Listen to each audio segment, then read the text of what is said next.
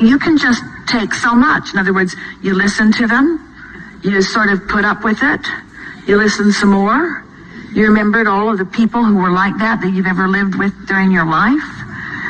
You sort of nodded with the people that were at the table with you. You saw the tension of those around you.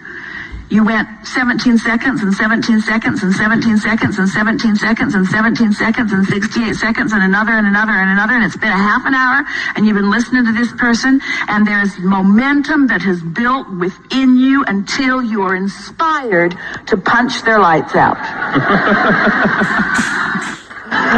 Yeah? So there's inspiration and there's inspiration. So we want to call inspiration momentum. And we want to say that momentum is possible on any disk. So we want you to get on the high-flying disk before you decide anything. So let's say that someone has something to gain by selling you something. And it's not exactly a win-win situation, and they know it because they're not offering you the fair value that you want.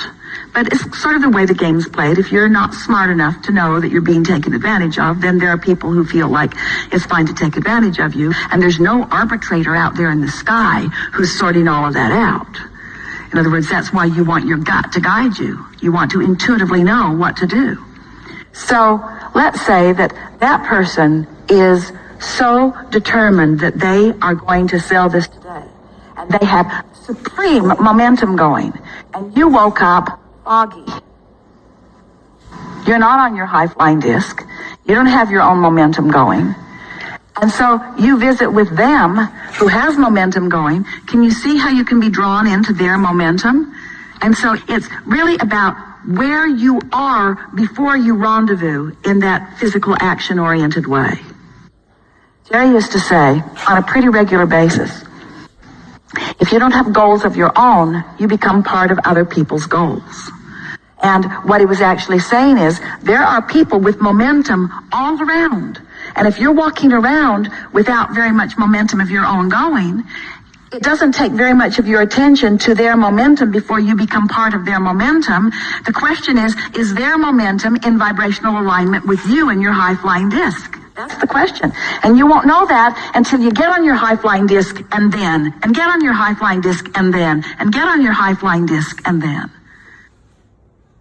Your brain is a memory bank. It's a record of everything you've learned and experienced at this moment. We could say that your brain is a record or an artifact of the past.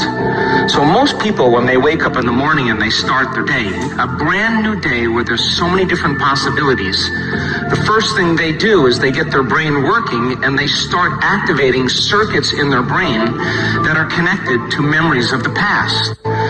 Think about the problems in their life, and those problems are connected to certain people and certain things and certain times and places, and every one of those problems then has an emotion associated with them. So if thoughts are the language of the brain and feelings are the language of your body, and how you think and how you feel creates a state of being, if you're living by familiar and same thoughts and you're feeling the same emotions, emotions are a record of the past, we could say that most people wake up in the morning and their entire state of being is in the past, in the familiar past. Now, every thought has a frequency. Every thought produces an energy. So we could say then, from a quantum perspective, you're thinking the same known thoughts the majority of the time that are producing the same frequencies, so that the same frequency is the same energy.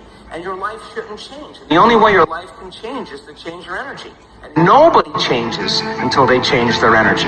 Most people then, they have that vision of the future.